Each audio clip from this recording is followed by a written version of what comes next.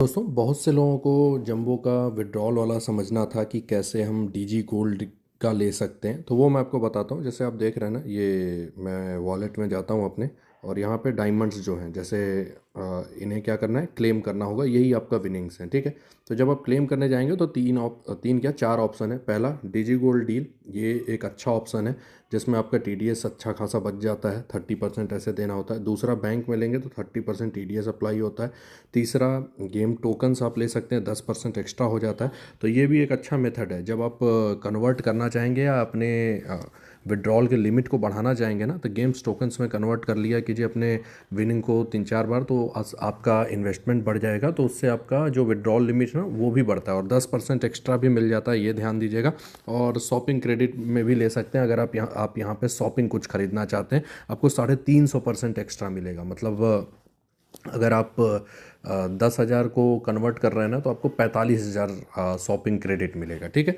तो ये ध्यान दीजिएगा। अब जैसे मैं जाता हूँ, क्या बैंक विड्रॉल तो नॉर्मल है, वो आप कर ही लेंगे, करना रहेगा। तो मैं आपको बताना चाहता हूँ ये डीजी गोल्ड वाला डील, ठीक है। तो मैं इसमें जाता हूँ, और यहाँ पे देखिए, जैसे अमाउंट मैं कोई डालता हूँ तो 10% कम आपको मिलता है यहाँ पे, ठीक है। 10% क्या है यहाँ पे, मतलब कि जब आप कन्वर्ट करेंगे तो 10% अमाउंट कम हो जाता है। तो मैं 2,000 करूँगा तो मोस्टली आपको 1,800 का डील मिलेगा, ठीक है। तो आप देखिए यहाँ पे दिखा ना 1,798। तो ये आपको इंस्टेंटली मिल जाता है, कभी कभी टाइम भी लगता है कुछ। तो ये देखिए क्या दे रहा है कि आपको 1,800 वर्थ डिजिटल गोल्ड मिलेगा, लेकिन 1,798 मतलब कि आपका शॉपिंग कॉइन भी कट होगा, ये दिख रहा है ना।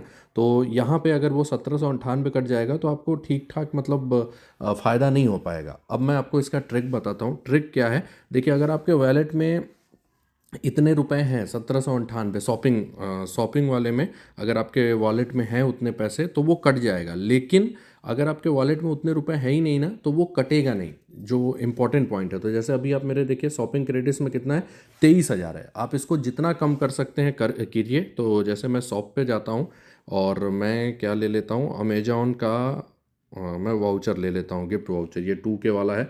दो ले लूँगा तो मेरे पास आप देखिए बहुत कम अमाउंट बचेगा, ठीक है। तो मैं ये दोनों ले लेता हूँ, तो मेरा शॉपिंग क्रेडिट में पैसे बहुत कम बचेंगे। देखिए मैंने एक ले लिया। अब दूसरे में देखिए मेरे पास बैलेंस 11,501 है, रिक्वायर्ड दे रहा है 11,499, इसको भी ले लेता हूँ। तो मैंने दोनों अमेजोन पे ले लिया वाउचर, क्योंकि मैं इससे फिर अपना यूज कर सकता हूँ अपने ढंग से, मुझे बेस्ट यही लगता है। अब देखिए मेरे शॉपिंग क्रेडिट में कितने बचे, मात्र दो। तो मैं आपको यही बोलूँगा, आप या तो प्रोडक्ट बाई कर लीजिए अपने हिसाब से। इस शॉपिंग क्रेडिट के बैलेंस को ना आपको मिनिमम रखना है, जितना कम रखेंगे उतना कम कटेगा, एक रखेंगे तो एक कटेगा, ठीक है। हाँ, कुछ अमाउंट होना जरूर चाहिए, ठीक। अब मैं इसको क्लेम करता हूँ।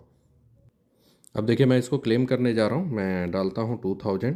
तो ये देगा, चेक डील कर लेता हूँ।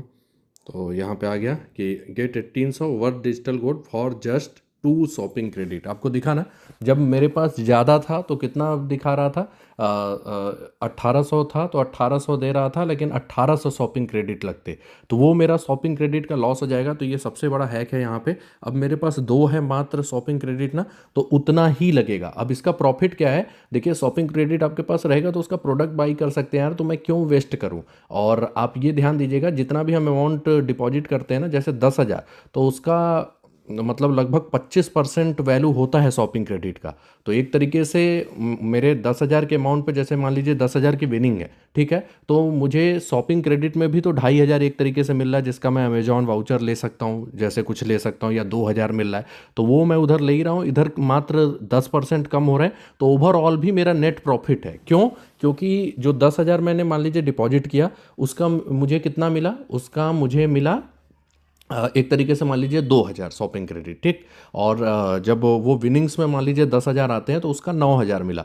तो अगर आप ऐसे देखेंगे तो 9,000 2,000 कितने हो गए, 11,000। तो मतलब उसी अमाउंट से अगर मैं सेम अमाउंट ही जीतता हूँ तब भी मुझे प्रॉफिट हो रहा है। अगर मैं ये जो शॉपिंग टोकन है ना, वो मिनिमम कर लेता हूँ, मतलब पहले ही सब कुछ बाई कर लेता हूँ, उसके बाद ये डीजी गोल्ड का डील लेता हूँ, ठीक है।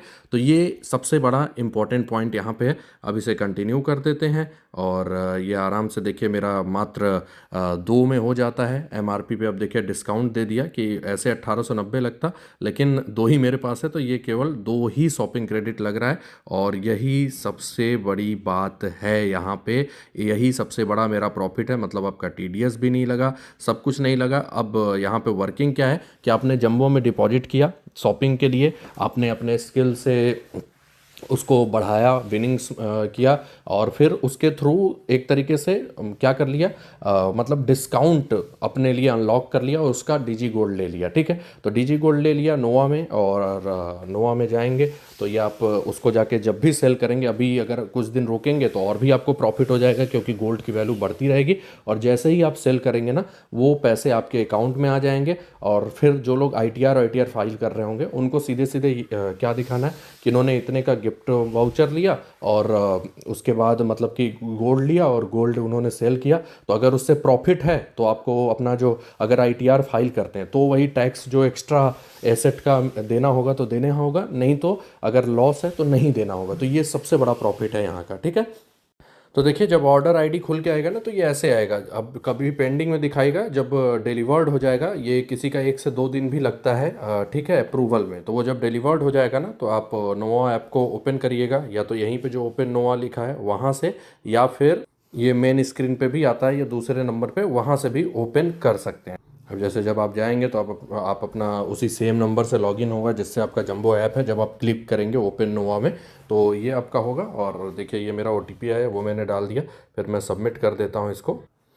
अब आप देख सकते हैं जब मैं इस पे गया, उसी सेम मोबाइल नंबर से लॉगिन करना है, उसी ऐप में वो सिस्टम है। ठीक है, जब मैं इस पे जाता हूँ तो ये मेरा दिखा रहा है करंट वैल्यू गोल्ड का कितना है, 1799 का। मेरा इन्वेस्टेड अमाउंट कितना है वो भी दिखा रहा है, 1890 है। ठीक है, अब इसको मैं सेल करना चाहता हूँ तो मैं सेल कर देता हूँ। देखिए अब दे रहा है आप कितना अमाउंट सेल करना चाहते हैं, तो आप हमेशा ना करंट वैल्यू से 1-2 रुपये कम रखेंगे तो आपका सेल हो जाएगा। ठीक है, जैसे मेरा 1799.15 है तो मान लीजिए 98 कर दिया। ठीक है, और दे रहा है कि 24 घंटे में आप थ्राइस 3 बार सेल कर सकते हैं। ठीक, अब मैं इसको प्रोसीड करता हूँ, और ये मैंने कंफर्म कर दिया, और ये सेल इन प्रोग्रेस हो गया, और ये कुछ देर में सेल हो जाएगा।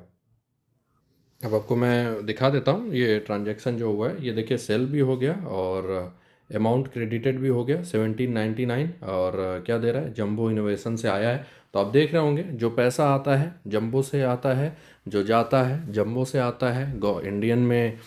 इंडिया में ही चलता है, और सारा कुछ जंबो के नेम से ही होता है। आपका पैसा जो डिपॉजिट करते हैं वो भी जंबो के नेम से होता है। तो ये इंपॉर्टेंट पॉइंट है, क्योंकि जो इलीगली चल रहे हैं ना उनमें आप देखेंगे पैसा हर जगह अलग अलग तरीके से जाता है फिर आता है।